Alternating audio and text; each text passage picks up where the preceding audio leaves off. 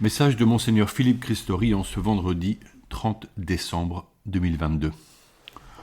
Vous êtes tous frères, dit Jésus, Matthieu 23, verset 8. Bonne année ensemble.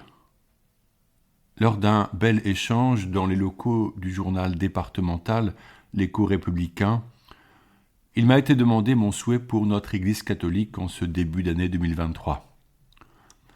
Bien entendu, l'espérance demeure le best-of parmi nos désirs. Or, celle-ci a besoin d'actes concrets. Et n'est-ce pas la fraternité et l'hospitalité qui peuvent apporter un cadre propice pour faire croître l'espérance ?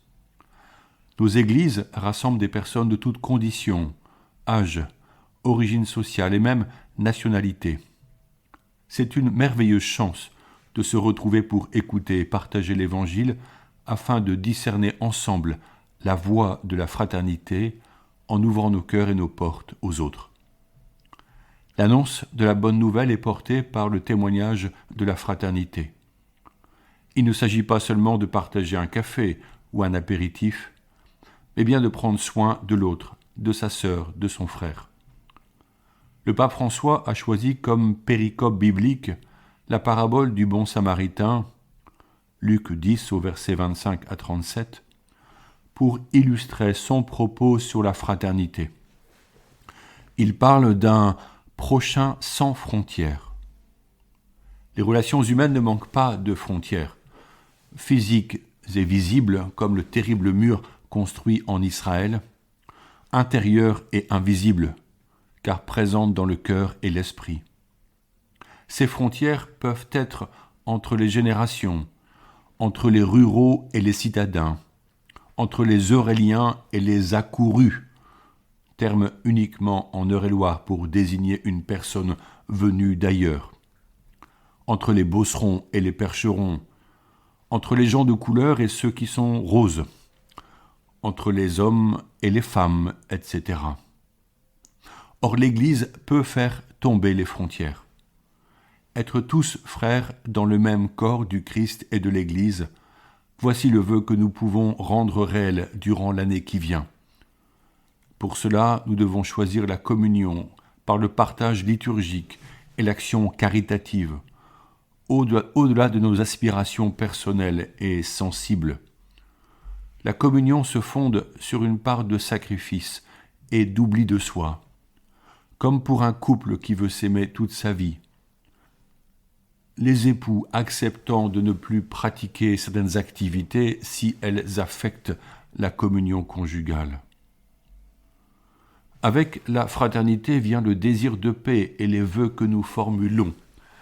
En ces jours de passage à l'année nouvelle, alors que la guerre en Ukraine continue avec une extrême gravité, comment pouvons-nous être acteurs de la paix à notre niveau ? La paix, tous cela souhaitent. Mais n'est-elle pas menacée à côté de nous, entre voisins, dans nos familles et nos communautés ? Nous sommes faits pour aimer et nous laisser aimer. Citons le pape François dans son encyclique Fratelli Tutti, au numéro 92. Je cite : « La teneur spirituelle d'une vie humaine est caractérisée par l'amour qui est, somme toute, le critère pour la décision définitive concernant la valeur ou la non-valeur d'une vie humaine. Nous, croyants, nous devons tous le reconnaître. L'amour passe en premier. Ce qui ne doit jamais être mis en danger, c'est l'amour.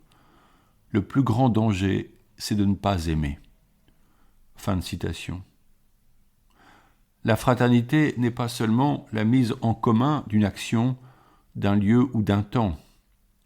Si le cadre pour vivre cette fraternité est nécessaire, seul l'amour vrai donnera une âme, un lien, une consistance à cette fraternité désirée. Cet amour passe par une attention affective à l'autre, en cherchant son bien gratuitement, donc sans y voir un quelconque avantage. L'amour est considéré pour sa valeur en soi, pour son être aimable, sans attente de retour à l'amour offert. Le pape complète son propos en nous disant, je le cite, « L'amour implique donc plus qu'une série d'actions bénéfiques. Les actions jaillissent d'une union qui fait tendre de plus en plus vers l'autre, le considérant précieux, digne, agréable et beau, au-delà des apparences physiques ou morales. L'amour de l'autre pour lui-même nous amène à rechercher le meilleur pour sa vie.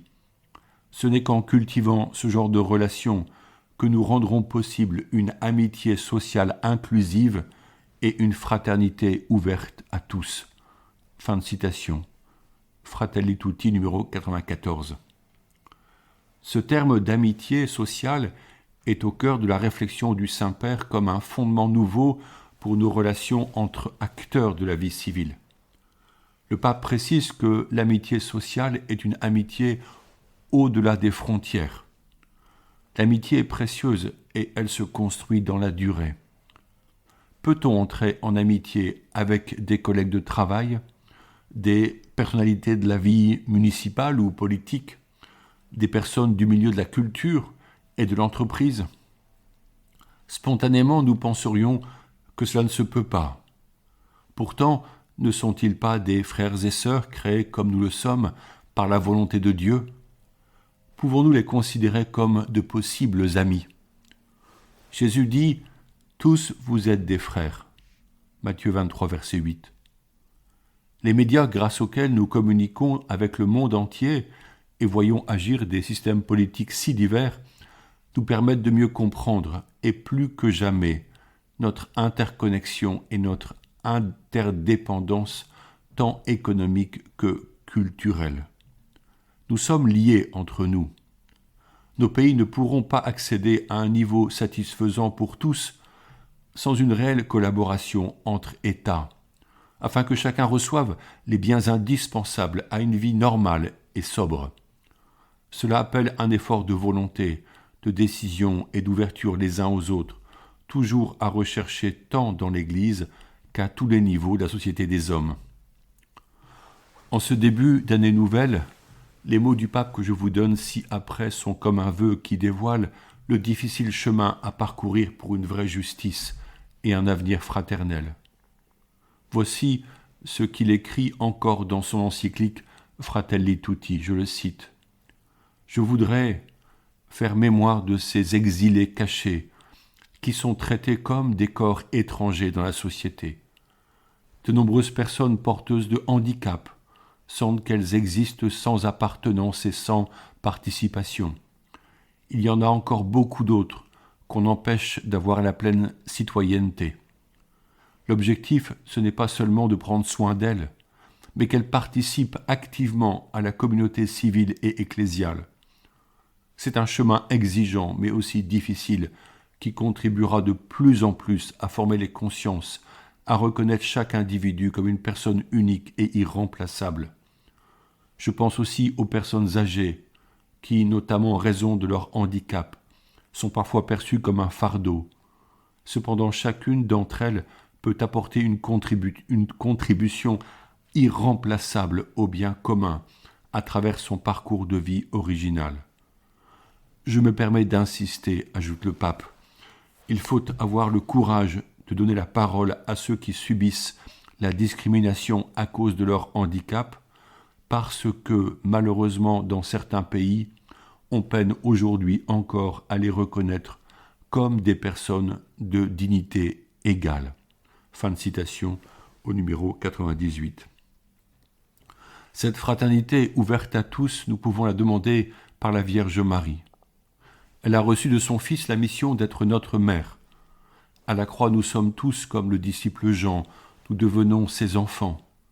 Nous croyons que Marie prend soin de nous et qu'elle nous protège, cela depuis l'origine du christianisme, comme saint Irénée, évêque de Lyon et mort en 202, l'affirme quand il lui donne le titre d'avocate. Marie vient nous rassembler, et elle y réussit plutôt bien, si nous regardons les grands pèlerinages mariaux dans le monde entier. Auprès d'elle, nous ressentons sa présence, sa prière et ses encouragements à nous mettre ensemble à la suite de Jésus, son Fils, et à faire confiance au Saint-Esprit comme elle le fit pour enfanter le Verbe divin par son sein maternel. Prier la Vierge Marie appartient à la tradition de l'Église catholique et l'Église orthodoxe. Seuls les protestants en ont été privés par les réformateurs. Pourtant, la Vierge elle-même prophétisait que toutes les générations la diraient bienheureuse. Luc 1, verset 48. Le saint pape Paul VI disait dans son encyclique Marialis Cultus que si le Christ est bien l'unique chemin vers le Père, la Vierge nous attire vers lui et notre dévotion mariale nous dispose à entrer dans les sentiments de la Mère de Dieu pour convertir nos vies et nous mettre pleinement à la suite de Jésus, habité par le Saint-Esprit dans la présence de Dieu. Prier ensemble, par exemple, dans la pratique communautaire du chapelet que le pape Pie XII a appelé le résumé de tout l'Évangile, expression que saint Paul VI reprend à son compte, nous donne à vivre plus fraternellement notre foi. Ainsi, les équipes du rosaire contribuent-elles à cette unification des enfants de la Vierge et donc à la communion dans l'Église. En ce début d'année 2023, pourquoi ne pas rejoindre une de ces équipes ou constituer dans votre village une équipe de fidèles autour de la prière du chapelet?